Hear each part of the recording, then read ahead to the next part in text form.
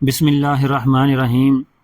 حضرت ہود علیہ السلام عرب کے قبیلہ عاد سے تعلق رکھتے تھے جو عمان اور حضر موت کے درمیان ریت کے ٹیلوں والے علاقہ الاحقاف میں رہائش پذیر تھا۔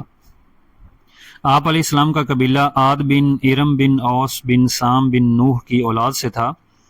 آپ علیہ السلام اپنی قوم کے ایک شریف خاندان سے تھے جنہیں اللہ تعالیٰ نے ان کی قوم کی ہدایت کے لیے نبی بنا کر بھیجا تھا۔ اللہ تعالیٰ نے آپ علیہ السلام کا ذکر قرآن مجید میں 7 مقامات پر فرمایا ہے اور ایک پوری سورت ہود بھی آپ علیہ السلام کے نام سے نازل فرمائی ہے۔ قوم نوح کی ہلاکت کے بعد اللہ تعالیٰ نے قوم عاد کو زمین پر آباد کیا۔ یہ لوگ جسمانی طور پر بڑے مضبوط، قد آور اور بڑی مضبوط عمارتیں بنانے میں ماہر تھے۔ اللہ تعالیٰ نے انہیں خوب مال و دولت سے بھی نوازا تھا۔ قوم عاد اپنی جسمانی قوت کے غرور میں اتنی آگے بڑھی کہ اس نے اللہ تعالیٰ کو بھلا کر اپنے ہی ہاتھوں سے بنائے ہوئے بتوں کو اپنا معبود بنا کر ان کی عبادت شروع کر دی۔ ان کے 3 بڑے بت تھے جن کے نام سمد، سمود اور ہر تھے۔ قوم عاد کو گمراہی سے نکال کر ہدایت کی طرف لانے کے لیے اللہ تعالیٰ نے اسی قوم کے ایک فرد حضرت ہود علیہ السلام کو نبی بنا کر ان کے پاس بھیجا۔ حضرت ہود علیہ السلام نے نبوت ملنے کے بعد جب قوم کو شرک اور اللہ تعالیٰ کی نافرمانیاں کرتے دیکھا تو انہیں اللہ تعالیٰ کی نعمتیں یاد دلاتے ہوئے توحید کی تعلیم دی اور اللہ تعالیٰ کی نافرمانی سے بچنے کی تلقین فرمائی۔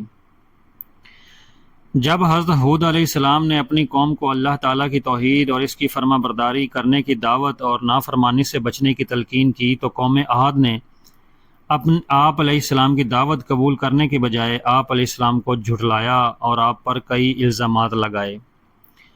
حضرت ہود علیہ السلام نے اپنی قوم کو سمجھانے کی بھرپور کوشش کی اور انہیں بتایا کہ اے میری قوم، اللہ تعالیٰ کے سوا تمہارا کوئی حقیقی معبود نہیں۔ میں اللہ تعالیٰ کی طرف سے تمہاری خیر خواہی کے لیے نبی بنا کر بھیجا گیا ہوں۔ مجھے تم سے کوئی دنیاوی لالچ نہیں، میں تو صرف اللہ عز و جل کی رضا کا طلبگار ہوں۔ اگر اللہ تعالیٰ مجھ سے راضی ہو گیا تو مجھے بہترین صلہ عطا فرمائے گا۔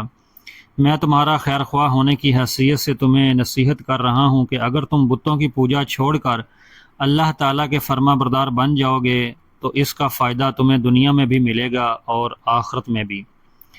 انسانی تاریخ کا مطالعہ کرنے سے پتہ چلتا ہے کہ جب کسی بھی معاشرے میں ظلم و زیادتی، سرکشی، فتنہ، فساد، قتل و غارت، کفر و شرک اور دیگر برائیاں پھیل جاتی ہیں، لوگ شکر گزاری کی بجائے ناشکری کی راہ اختیار کرتے ہیں تو ایسے معاشرے عذاب الہی کا شکار ہو جاتے ہیں۔ لیکن اگر یہی قومیں اپنے گناہوں سے باز آ جائیں اور اللہ تعالیٰ کے حضور گڑ گڑا کر توبہ و استغفار کریں اور اللہ تعالیٰ کے شکر گزار بندے بن جائیں تو نہ صرف اللہ تعالیٰ ان کو دی ہوئی نعمتوں میں اضافہ فرماتے ہیں بلکہ انہیں لمبے عرصے تک مزید نعمتوں سے فائدہ اٹھانے کا موقع دیتے ہیں، جیسا کہ حضرت ہود علیہ السلام نے دنیا و آخرت کا فائدہ بتاتے ہوئے انہیں اپنے گناہوں پر شرمندہ ہونے اور توبہ و استغفار کی تلقین کی تاکہ اللہ رب العزت راضی ہو کر ان پر اپنی مزید نعمتوں کی بارش فرما دیں۔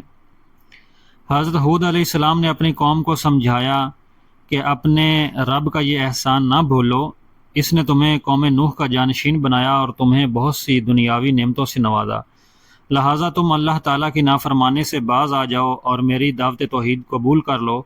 قوم کے سرداروں اور عوام نے برہم ہو کر کہا، اچھا اگر تم اپنی دعوت میں اتنے ہی سچے ہو تو ہمارے لیے اللہ تعالیٰ سے عذاب طلب کر لو۔ قوم نے جب عذاب کا مطالبہ کر دیا تو آپ علیہ السلام نے افسوس کا اظہار کرتے ہوئے فرمایا کہ اب تم عذاب الہی کا انتظار کرو۔ جب حضرت ہود علیہ السلام نے اپنی قوم کو ہر اعتبار سے سمجھانے کی کوشش کی لیکن قوم نے بات کو سمجھنے کے بجائے آپ علیہ السلام کو جھٹلا دیا اور آپ علیہ السلام نے اللہ تعالیٰ سے مدد کی درخواست کر دی۔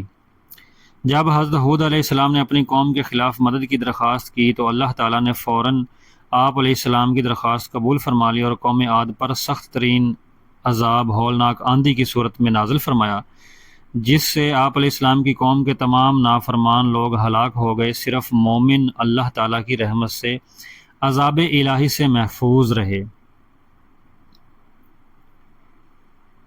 جب آسمان پر بادل آتے تو آپ صلی اللہ علیہ وسلم کبھی کمرہ میں داخل ہوتے کبھی باہر نکلتے، جب بارش شروع ہو جاتی تو آپ صلی اللہ علیہ وسلم مطمئن ہو جاتے۔